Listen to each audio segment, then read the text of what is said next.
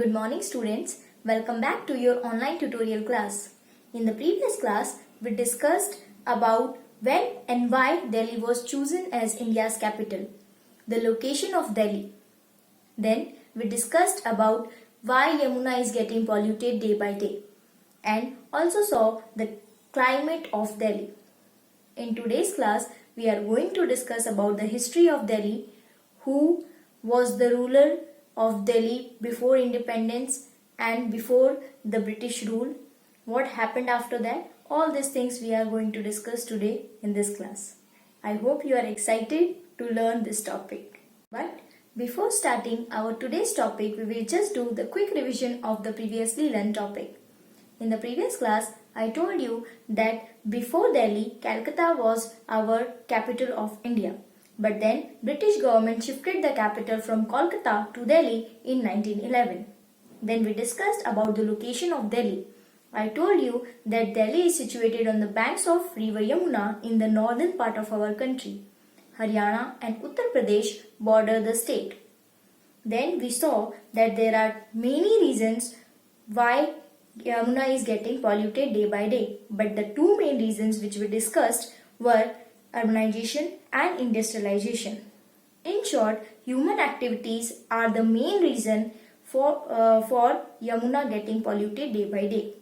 Then we discussed about the climate of Delhi and got to know that Delhi is too hot during summer and too cold during winter.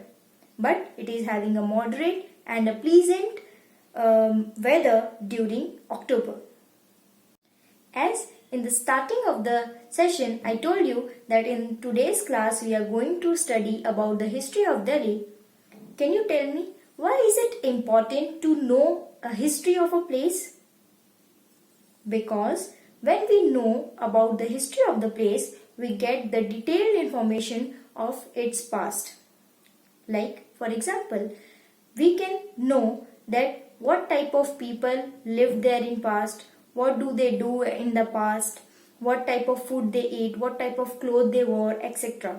So it is very important to know about the history of a place if we want to know about that place in detail.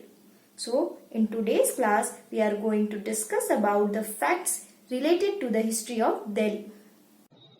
Now we will read the topic, the capital city. The capital city. The Mughal ruler Shah Jahan built Delhi as the capital city of his kingdom. He named it Shah Jahanabad. He built many monuments such as the Red Fort and Jama Masjid.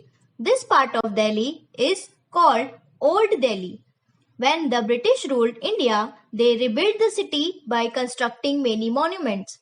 Sir Edward Lutyens designed many popular monuments like the Rashtrapati Bhavan, Parliament House and Central Secretariat. This part of Delhi is known as Lutyens Delhi or New Delhi. We read now in the course book that the Mughal Emperor Shah Jahan has built the capital city of Delhi. So he named it after his name and it was known as Shah Jahanabad. He built many monuments like Red Fort, Jama Masjid, etc. This part of Delhi is known as Old Delhi, that is the Purani Delhi. Then when the British ruled India, at that time they reconstructed all the built monuments and Sir Edward Lutyens designed many monuments like Rashtrapati Bhavan, then the Parliament House, the Central Secretariat. This part of Delhi is known as New Delhi or Lutyens Delhi. As all the monuments were newly created or reconstructed in a new form, it is known as New Delhi. You can say it Nai Delhi.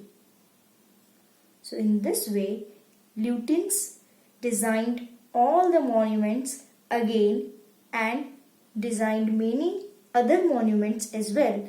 So that part of Delhi is also known as Lutyens Delhi. Lutyens Delhi is the heart of New Delhi. Known for its impressive, sprawling layout and inviting avenues.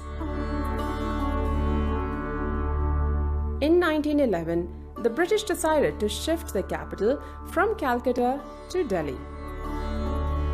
A 10-square-mile area south of Old Delhi was chosen to be the new imperial capital. However, the First World War interrupted the construction of New Delhi. Lutyens' Delhi comprises the Rashtrapati Bhavan, flanked on both sides by the Secretariat. Now the North Block and the South Block. India Gate and the commercial hub of Connaught Place are also part of Lutyens' Delhi. Edwin Lutyens and Herbert Baker were the main architects of this new capital city. Along with Greek and Roman features, the buildings were detailed with Indian architectural features to give it an Indian character. The dome of Rashtrapati Bhavan is inspired by the Sanchi Stupa. Its chhatris indicate the use of Rajasthani architecture. Influence of Mughal architecture is visible in the planning of gardens and fountains. The Secretariat combines European and Indian elements, such as columns, jalis, and chhajjas. India Gate, a war memorial dedicated to Indian soldiers, sits in a hexagonal garden. A grand pathway, Rajpath, connects it to Rashtrapati Bhavan. Even after all these years, Lutyens' Delhi is like a breath of fresh air. It is a living example of meticulous town planning with open green spaces which must be preserved.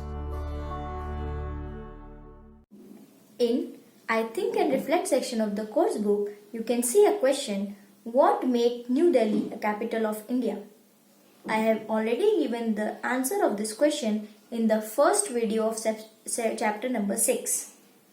I told you in that video that the British originally ruled India from Calcutta, but then they decided to move the capital from Calcutta to Delhi in 1911. The main reason for doing so was that Delhi was the financial and political empire of many Mughal emperors who had earlier ruled India. That made British think that it will be more easy for them to rule India from Delhi instead of Calcutta. So they decided to make New Delhi the capital of India. After independence, we kept New Delhi as the capital of India because of some reasons.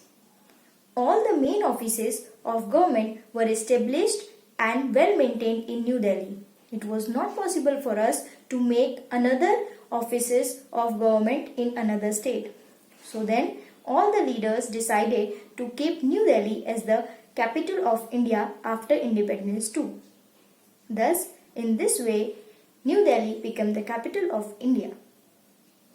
As the topic got complete, now we will do a quick revision of whatever we learnt in today's class. We got to see that the Mughal Emperor Shah Jahan built the capital of our country. So he named it after his name, Shah Jahanabad. Then we discussed that Sir Edward Lutyens has designed many monuments like Rashtrapati Bhavan, the Parliament House and the Central Secretariat. So this part of Delhi is known as New Delhi or Lutyens' Delhi because this part was wholly designed by Sir Edward Lutyens. So this part of Delhi is known after his name, so it is Lutyens' Delhi. Then we saw that the Lutyens' Delhi is also known as New Delhi, while the Shah Jahanabad built red forts and Jama Masjid, all that part of Delhi is known as Old Delhi.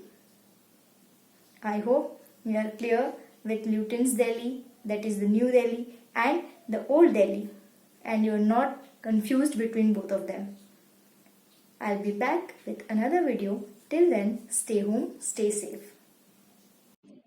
Thanks for watching this video. Lastly, I want to say, wear your mask and follow social distancing. Toodles!